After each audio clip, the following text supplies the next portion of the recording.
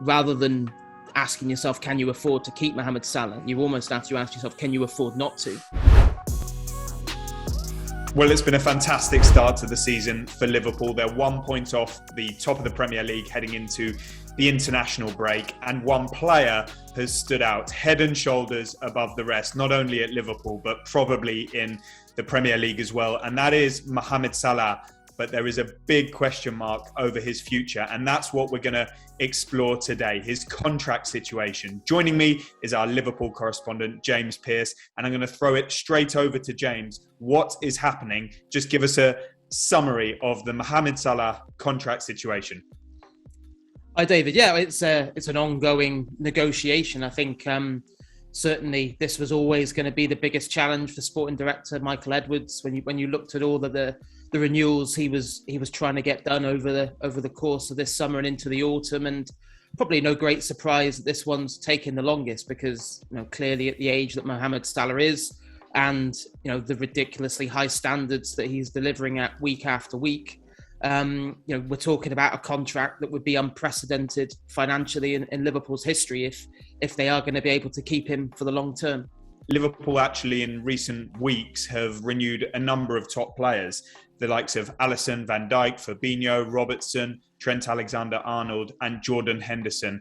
But you could say this is the biggest of the lot. This is the one that all eyes are on. You've written about it in depth on The Athletic. You've also spoken about it on the Athletic Football Podcast and the Red Agenda Podcast. Where does Mo Salah fit into Liverpool's strategy in terms of renewals? I think certainly from FSG's perspective, they believe that a key element to Liverpool's success in recent years has been the fact there isn't too big a disparity between the salaries of their elite players, and that obviously is an element in terms of the spirit and unity and camaraderie in the dressing room. And I think I've got a sense of not wanting to set a dangerous precedent on that front and break that wage structure.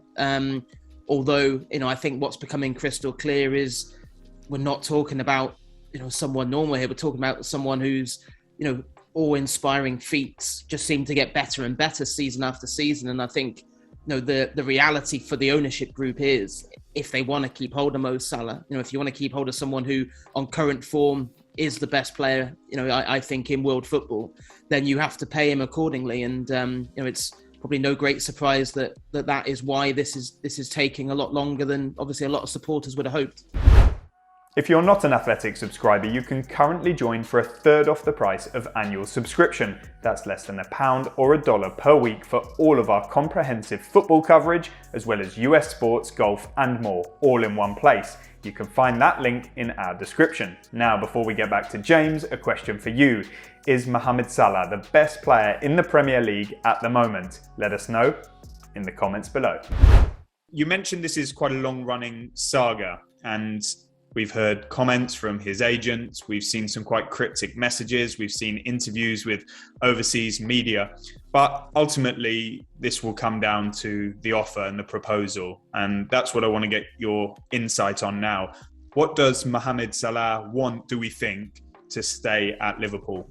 The important thing is, in terms of exact figures that have been discussed and bandied around, it's important to say that both the club and Mohamed Salah's representatives have kept their cards close to their chest so far. What we do know is that sources close to him have talked about De Bruyne and Grealish, and mentioned those kind of levels. We're talking about £300,000 to £400,000 a week, and I think understandably so, he would look at those players.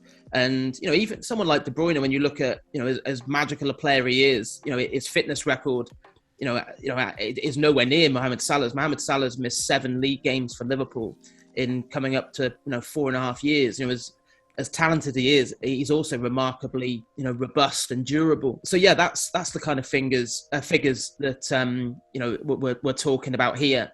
That would be a real step up from what the likes of Salah and Virgil van Dijk and Sadio Mane have earned previously. But clearly that is the market value at the moment for someone of Salah's ability. FSG are stubborn negotiators, as shown by their refusal to bow to the wage demands of Red Sox star player Mookie Betts back in 2020. I caught up with the Athletics Red Sox beat reporter Jen McCaffrey to get an overview on what really happened. It was a very big deal. You had fans saying they weren't going to be following the team anymore. That was the end of it. It was a lot, and it still is, honestly. The team is heading into the playoffs right now. There's a playoff game against the Yankees, and fans kind of still bring up the Mookie Betts deal. It's still pretty raw, and it's only been a year and a half. But yeah, people blame Henry for not wanting to spend or not trying to secure a deal with Betts. But like I said, we're not 100% sure that he would have taken whatever was on the table. Betts ended up signing with the Dodgers during the pandemic, during the shutdown, for 12 years and $365 million. Should the Red Sox have been able to afford that? Yes. Did they want to do a deal like that and have be paying a player like him well into his late 30s? It's one of those that we're going to be debating for a really long time here, what they got in return, if it was a salary dump, how it looks. And it definitely is something that the fans are still talking about, still extremely frustrated about.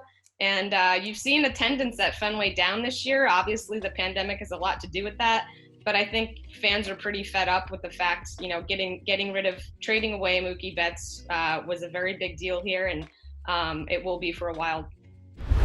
Now, we've just spoken to one of our colleagues in the USA about the Boston Red Sox and what happened with their star player, Mookie Betts, who basically run down his contract and departed in 2020 because FSG, who own Liverpool and the Red Sox, were not prepared to give in to his salary demands. That shows that they can be pretty stubborn and they can stick strictly to their structures. Do you think that's going to set a precedent for what happens in this enormous decision over Mo Salah, or do you think ultimately they will relent?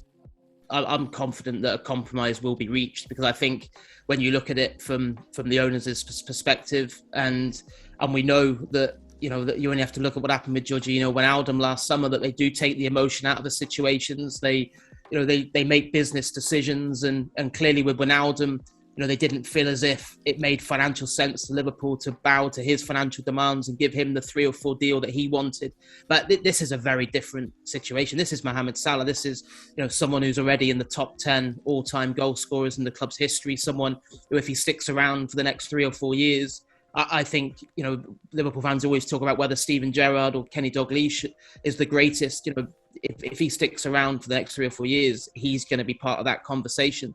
So, yeah, I think you almost reach a point, and I'm sure this is something under, big consideration at the moment is, rather than asking yourself, can you afford to keep Mohamed Salah? You almost have to ask yourself, can you afford not to? Because you look at just how integral and how influential he is. And yes, if he's asking for £350,000 a week, that's a massive investment over the next 4 years. But it's not in the context of trying to replace someone of his immense caliber. I think you pointed out in your piece that the investment, if we're to go along the lines of the figures you've discussed, would be about £72, £73 million. But when you look at Mohamed Salah's performances, they just seem to be getting better and better. His body's in unbelievable condition. You mentioned his injury record is quite astonishing. Then many of us would say that it would be money well spent. But the decision is looming for both Liverpool and for Salah. Would there be other clubs at the very top level looking to take him if the opportunity arises? But I think that's the other intriguing element to this at the moment is, if he can't reach an agreement with Liverpool, then what are his other options? I think one important thing to say is I don't think we're anywhere near kind of like panic stations on this yet. The summer of 2023 is still a fair distance away. I would personally, I'd be concerned if Liverpool going into the new year with this still up in the air, because then I think it becomes an unwanted distraction.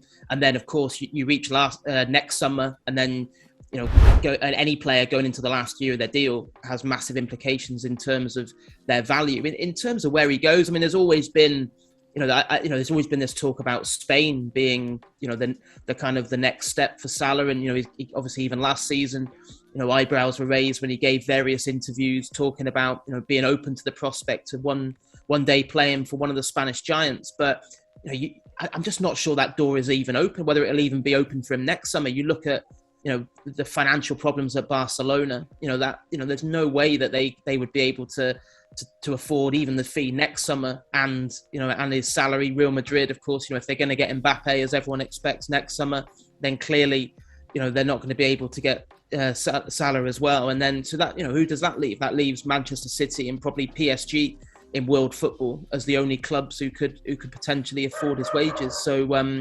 that's going to be an interesting one. A little bit dog barking. Do you think that Mo Salah wants to stay at Liverpool, James?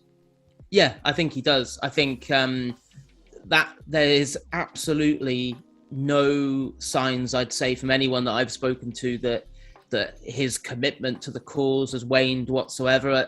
I think you speak to teammates and staff, right going back to the first day of pre-season in Evian back in July, and just how lean and strong and hungry he looked from the opening session. People were talking about, wow, have you seen Mo Salah? Have you seen, the mentality, the way he took the young players and, put an arm around them and helped them and gave them advice over the course of that pre-season. They weren't the antics of someone who, had their head turned or was looking elsewhere. And, I think, was it 9 goals and 3 assists in 9 games in all competitions so far this season? He put out a social media post after the game against Manchester City saying, we're going for the title. We've got what it takes. The kind of show of fight and ambition that supporters love. So, I think, he knows that as much as he has been absolutely amazing for Liverpool as a signing, and has repaid that, £43 million fee to Roma many times over, I think he also appreciates that Liverpool has been fantastic for him.